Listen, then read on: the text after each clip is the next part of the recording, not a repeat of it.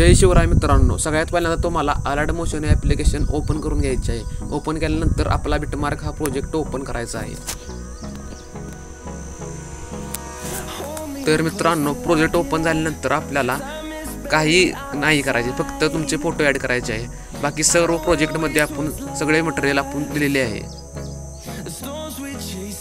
तर मित्रांनो, नुसतं आपल्या फोटोवर क्लिक करायचे आहे आणि नंतर फोटो कलर या ऑप्शनमध्ये जाऊन या कोपऱ्यातल्या ऑप्शनवर क्लिक करायचे आहे। क्लिक केल्यानंतर मित्रांनो, इथे तुम्हाला एखादा फोटो ॲड करायचा आहे।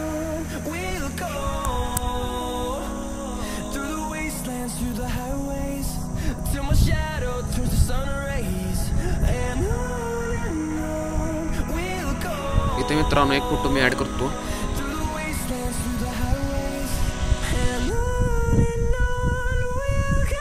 अशा पद्धतीने तुम्हाला फोटो ॲड करायचे आहे।